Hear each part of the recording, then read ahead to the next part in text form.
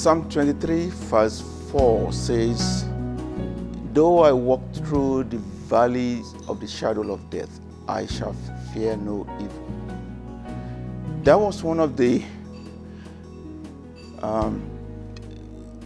scriptures that sustained me when the diagnosis was declared to me. It was a shock, a very rude shock.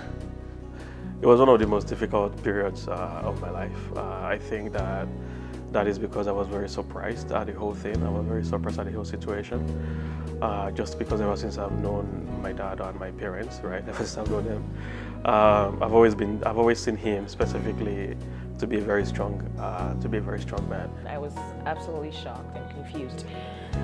I didn't know what to do about the news or what to make of the situation. You know, every day I was scared, I was worried, you know, am I going to get a phone call to say, oh, the worst has happened? Because you hear of cancer, the very first thing that comes to your mind is, this is it, right? Let's start planning for the future without this person. But one thing that my mother-in-law did was to encourage us, to say she told us not to focus on the news and how bad the situation was. She just urged us and encouraged us to focus on the next steps. Bringing the news to the family was not easy. It was not easy at all. How do I tell them? What do I say? Even my husband himself, he didn't talk, but I'm sure a millions and one things was already in his mind.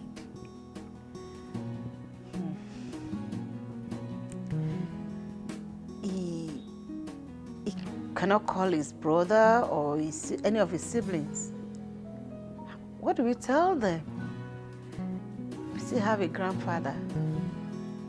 And as at that time, Grandpa was also doing his surgery. The man is almost 90-something. So how do you tell a dad that, oh, your son, when everybody looks up to us here? Even up until this period, I still always have to think back at the whole situation just to see how exactly this whole thing happened. And for myself, it just brought back a lot of memories that I've tried every day of my life to try to suppress because, again, my grandmother did die of cancer. And even though I was very young back then, it was still a very difficult and a very tough situation. On the weekend of the diagnosis, I had a very detailed dream that was very crystal clear to me in my dream. And in that dream, I was told that I have to go through the whole process, but that it is not unto death. March ending last year was not something I want to remember, but of course we'll remember it now to give God praise. I've never heard of what is called multiple myeloma. Even I didn't know what is called myeloma, talk less of multiple myeloma. I looked up. I said, Lord, I need somebody who works here, who will be able to give me guidance. I didn't want somebody that would be crying or that would be empathizing or that would just be sympathizing or that would not be of value. I need somebody who will be able to tell me, okay, Yinka, do this, do that. And you asked me to call Dr. Oluwadairo. We all knew that March last year, the end of March, was Easter weekend. And I sent him this long message that I need the power that raised Jesus Christ from dead to come right now.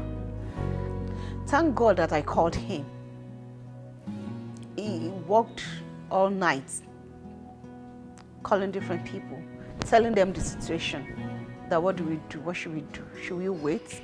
Because as at that time, we didn't know that it was already 60% of his body. You can imagine, and that was between stage 2 and stage 3. Myeloma has only 3 stages. Other cancer has up to 4 stage or something.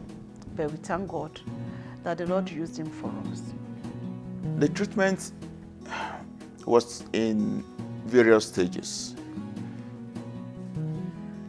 But the most intensive part of it was when I had to go through the stem cell transplant.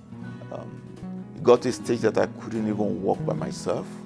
My wife had to support me, and we had to get cane for me to walk.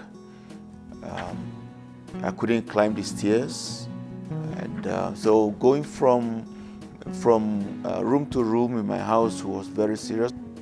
Some of the things I had to do in my caregiving experience was to clean his wounds.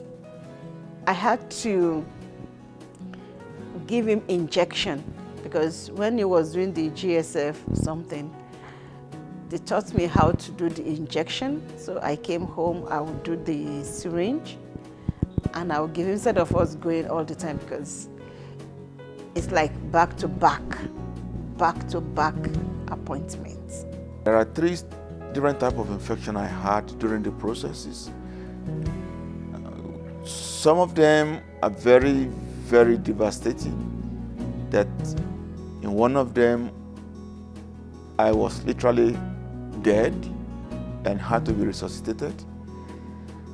In some other ones, God took control.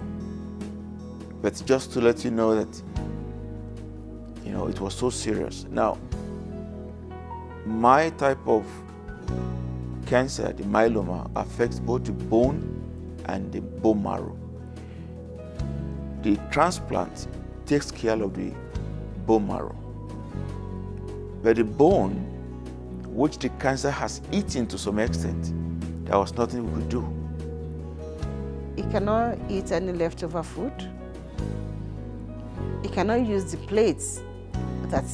It's just 2 of us at home. We cannot use the plates that I've been using. What we are going to tell people is about the second chance that God has given to me. Second chance that God has given to my family. Second chance to redo or to reenact my life. It's an opportunity that I cannot fathom. And I'm ready to devote my life, my time, my everything to that second chance. I encourage you to pick a copy of this book wherever you are. Share it with someone, give it as a gift, read it to your family, create awareness in your various units, okay? So it's available online at oladele.ca. It's also available on amazon.ca. Shortly, it'll also be available on Kindle and other ebook formats.